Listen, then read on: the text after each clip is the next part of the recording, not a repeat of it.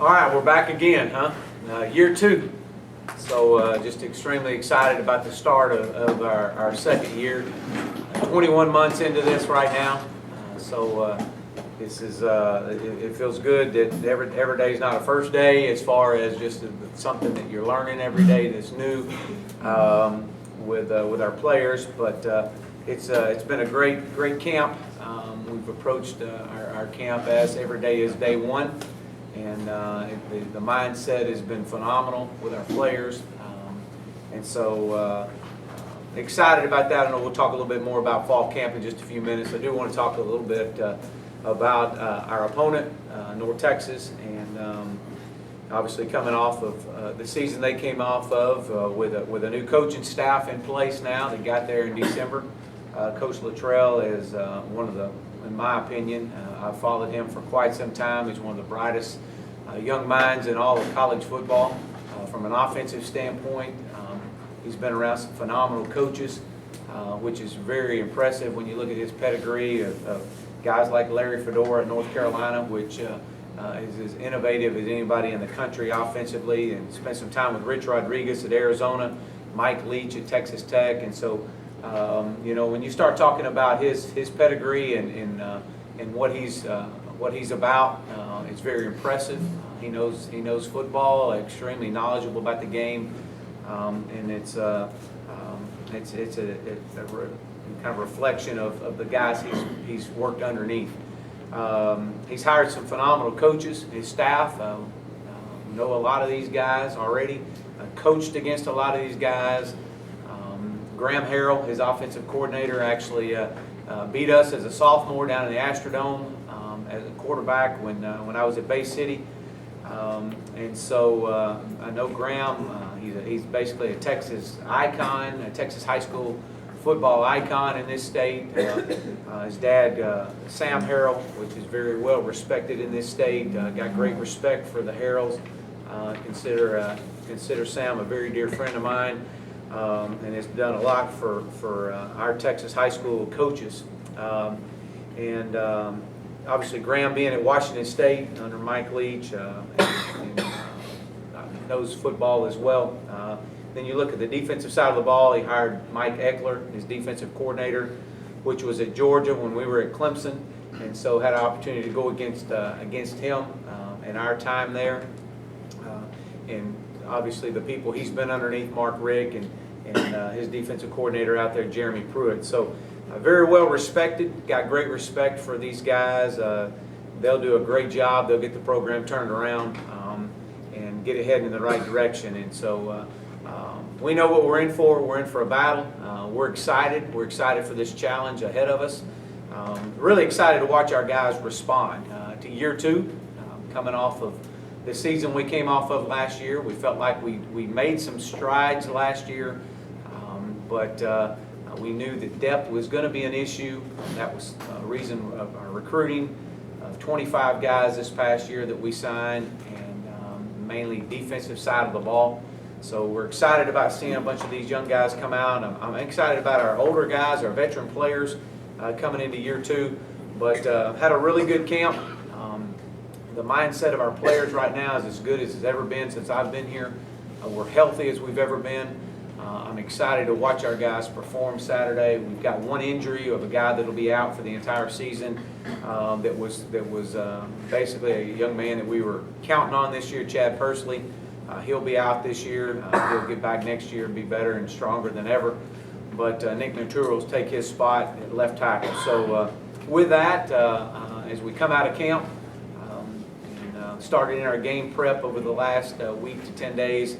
It's kind of refreshing to watch our players and to see them and the anticipation, the anxiety, the excitement level to get back on the field. So I'll open it up. Does your things change offensively in terms of pace? You talked about a little bit about up-tempo. Well, I felt like last year, and I made this comment last night to some of our fans and alumni. I felt like last year we started out playing fast. I didn't think as the year went we kind of scaled our strengths back, scaled our offense back to to help our football team out. We didn't have the depth. We couldn't hold up in the long run on defense. And so we actually slowed the game down, which goes totally against everything I'm about, everything I've stood for the last 5 and 6 years. And my response to that is we still went 2-10. And so that didn't work. We've recruited, we have depth. We really have depth in our defensive line, which is a plus for us. I expect us to keep a lot of guys fresh. I'm excited about our defensive front, but we're gonna go back and do what we do and play fast, extremely fast. I felt like in the spring we played faster than we have ever played, even when our time at Clemson. And so that was our method. That was kind of our goal coming out of spring. Is we want to continue to play fast. So you'll see us play extremely fast Saturday, and that's what we're going to do. And we're not going to get away from what got us here. Our guys have really adapted to that. Coach Trumaine Carroll and our strength staff has done a phenomenal job getting our guys prepared all off season long and through the summer months of the 3rd and 4th quarter phase. And so our guys are ready, and they've picked up in fall camp. And so I've been excited about watching the pace of play, but we're going to get back to doing what we do. Like in terms of seconds before snaps and stuff, is there a certain count that you look at? Yeah, no, not really. Not really. We want to make sure that we're going at a fast enough pace that we feel like it benefits our players. And we got a few keys that we look at on the field to indicate that, to whether or not we're playing as fast as we need to play. So, and it's not the play clock. It's really not. I really don't care about that. I'm more interested in some of the other things of our guys getting set and how long they're set in a stance before they start. But you'll see us play extremely fast. We'll be faster than we ever were at any point in time last year. Last year, because of you being in your first year with the team and also the lack of depth that you mentioned, you said that you and your staff only installed a fraction of your playbook. How much would you say you've installed now? Well, we did. And, we actually, I guess early in the year we were up to about 65% of what we had installed at Clemson. And then we said, look, we can't keep going. We got to scale back even more. We had to take the pressure off of our quarterbacks, our running backs, and pass protection. We had to just take the pressure off and put it on us as coaches. And so, we scaled back probably about 35–40% of our offense was really in. It was what could we do and do effectively. And really, to be honest with you right now, that's my main focus is, what are we good at? What can we execute? And let's do that, and let's do it extremely fast. That's it. Whether that's 70% of the playbook, whether it's 80%, obviously we're ahead. 21 months, you would expect to be a little bit more ahead offensively. But it's really what can our guys, I know what our coaches know. I know what I know. I'm not worried about what they know. I want to know what our players know and what our players can execute on Saturday in a game situation. And so we're more advanced than we were, but at the same sense, we want to be able to execute at a high level, especially in these first few weeks, because these games more than any, there's so many unknowns. And so you better be able to execute at a high level and eliminate as many of the mental mistakes as you possibly can. Any pleasant surprises coming out of camp that were unexpected? Yeah, actually there are. From the offensive side of the ball, Myron Gilliard has had a great camp. Redshirt young man, redshirt freshman from last year. Excited about him. He's really emerged. He's had a really good camp. It doesn't surprise me because he had a phenomenal summer, and you saw glimpses of him in the spring. But he's a young man that's really emerged. Jerry Saina is another young man that has totally transformed his body, his thought process, and the offensive line. And so I'm excited about Jerry. Evan Brown, we knew Evan was going to be a great player for us. He's really not as much as a surprise as it is he's He's been a part of our leadership committee and has really made some stands through the course of the summer. So other guys offensively that have had a really good camp. Matt Davis, I thought, has had as good a camp as anybody I've been around. His confidence level is at an all-time high.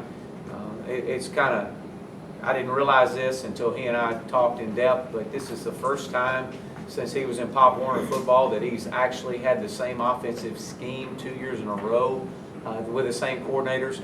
So, that's a shame, but boy, it's good for him at this point in time. Ben Hicks is a young man that has had a good camp as well. Darryl Colbert's another one. These young men have got to be in a position to have some game experience in the event that something happens to Matt through the course of the season.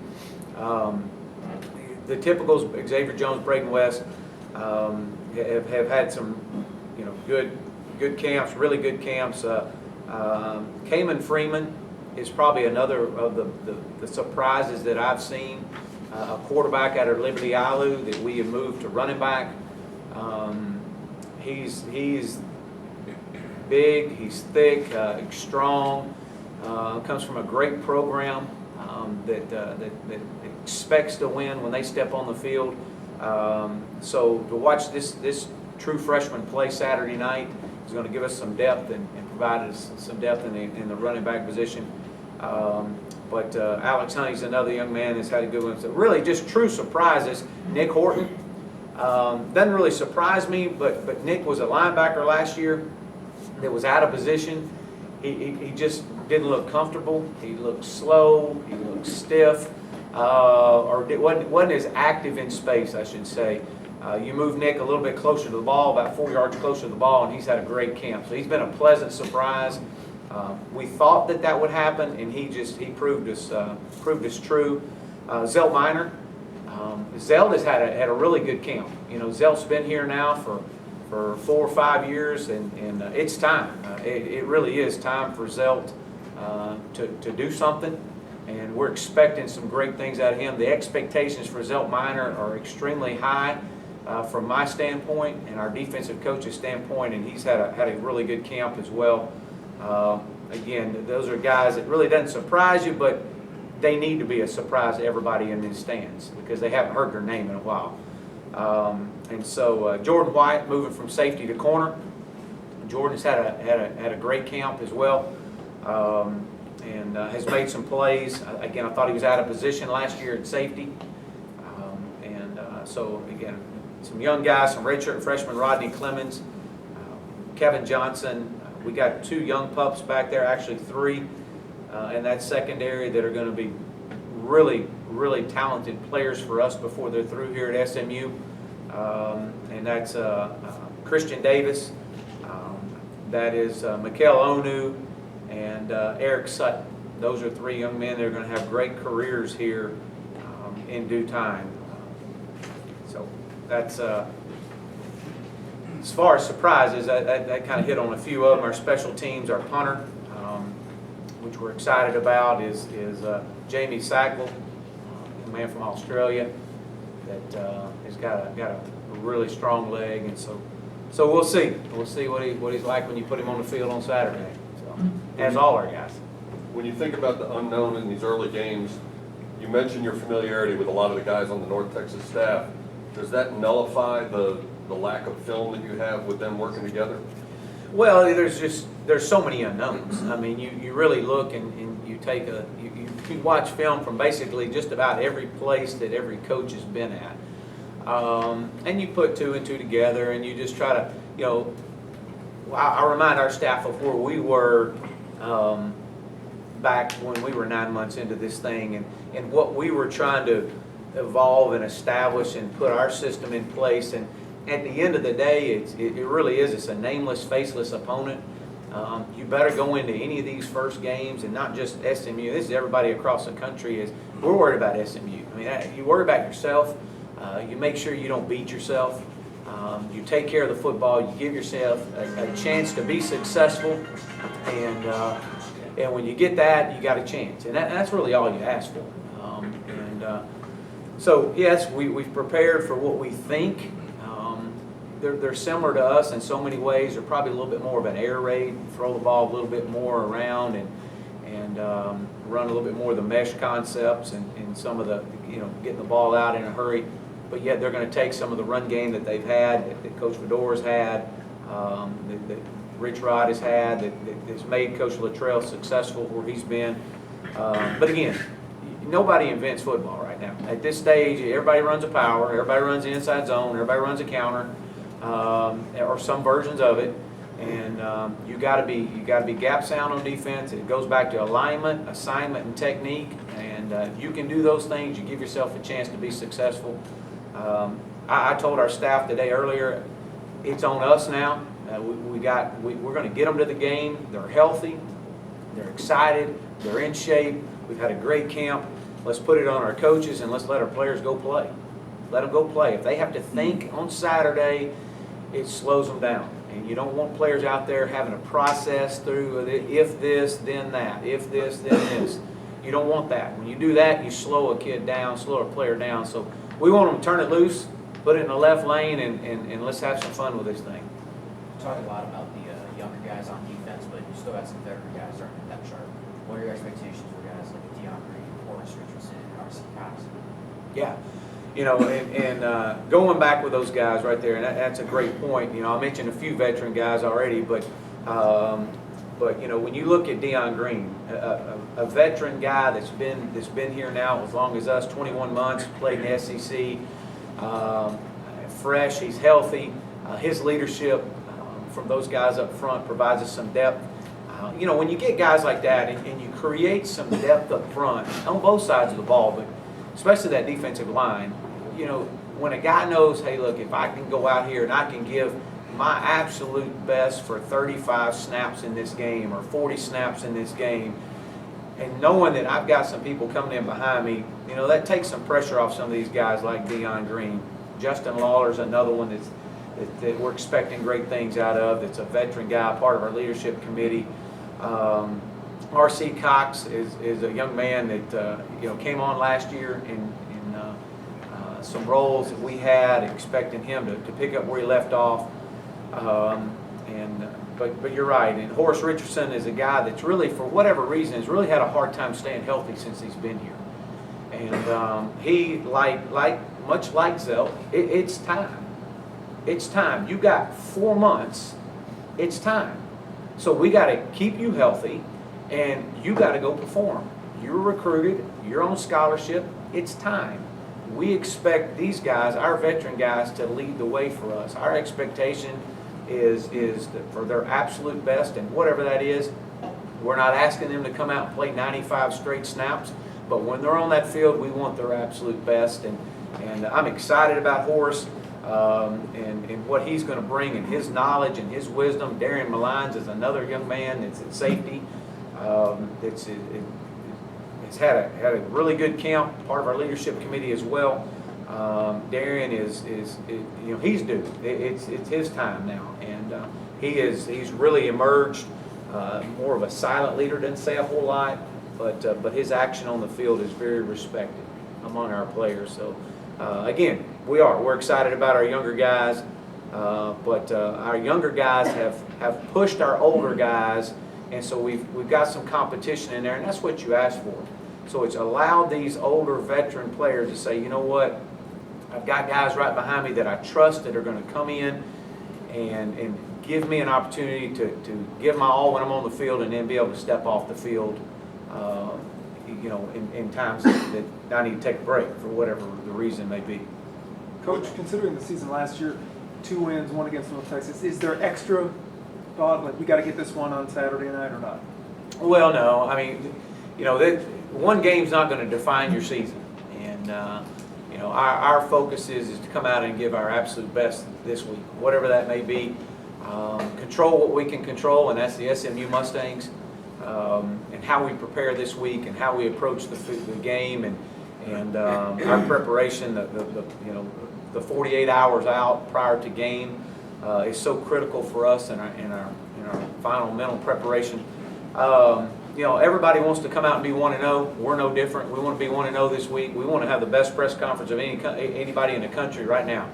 That's all I care about, is making sure that we have the best press conference. We're going to go from here and have the best practice of anybody in the country, and best film study tonight as a coaching staff. We'll wake up tomorrow and worry about tomorrow. And our culture around here has been established. We've spent 21 months establishing that. We want to come out here and obviously, as we step off that field Saturday night, as long as I know that we walked off the field giving our absolute best, that's all I can ask for as a coach. How much did the injury, firstly up front, change your going into camp? I mean, going through camp to the end? How much did that change your injury? Well, it changed it a lot. It really did. From a depth perspective, number one, we felt like coming into fall camp that our offensive line was going to have more depth than we've had. And might be one of the deepest parts of our football team, but when you lost Chad, we're still waiting on Keaton Bates to get back, which he should be back. He won't be ready for this week, but he'll be back for next week. And so losing Chad, two things. One, it hurt us as far as we had to move some guys around. And as I shared with Chad and Coach Fry and Coach Craddock, we all talked about was, if it had to happen, the point in time, if it was going to happen, if the inevitable was going to happen with Chad, when it happened was probably the best time for us, because it gave us 2 weeks out to get a rotation in there in that offensive line, to get Nick Natura ready, because Nick was working at right tackle and he was working at guard. So now it gave Nick that left tackle position. Nick played very well for us last year and then had to have surgery. And so he's a big kid and has really came on. You really see his emergence at that left tackle position. So anytime you lose a player like Chad, personally, it hurts you. But it also opens up an opportunity for someone else. And that someone else has obviously been Daniel McCarty. At guard, we're excited about Daniel. Travis Pfister's another young man that he's a senior. That it's time for him as well, as I've mentioned some of these other guys. Braylon Hyder is a young man that can move around and play either guard position. And so there's different combinations, but what you do is you take and you pull from here to get to this one, and it's kind of like putting a puzzle together, really. But we're able to sit in with our 5 that we're excited about. You don't want to play a true freshman in the offensive line if you can avoid it. That's one of the hardest positions. It is the hardest position in all of, in my opinion, all of college football to play as a true freshman. Very few guys are able to do that. And if you're not careful, if they're not ready, you'll set them back even more. We do have 2 true freshmen we're going to travel. We don't want to play them, but if we have to play them, they'll be ready. So again, yes, losing Chad hurt, but it also allowed opportunity for some of these other guys to step up. Who are the 2 true freshmen in the travel? Yeah, we'll take Jacob Tedora and Kadarius Smith. When you think about those moving pieces in the interior offensive line, what did you and Coach Fry and Coach Craddock see in Daniel McCarty that separated him and earned him that starting spot this week? Well, if you remember last year, Daniel started for us against Baylor. And he had earned a starting position last year and unfortunately hurt his knee in the Baylor game, which, again, it caused us to have to do a kind of a shuffle in our offensive line at that point. Worked exceptionally hard to get back, came out and had a really good summer. And so, Daniel's a really good player. He's athletic. He's plays exceptionally hard. So I knew we were going to get Daniel back. It was just, was he going to allow himself to turn it loose, trust his knee, and move forward? And he's been able to do that. So it was good. We really needed that, and I think he knew. He's an extremely intelligent young man that is really going to be a really good player for us.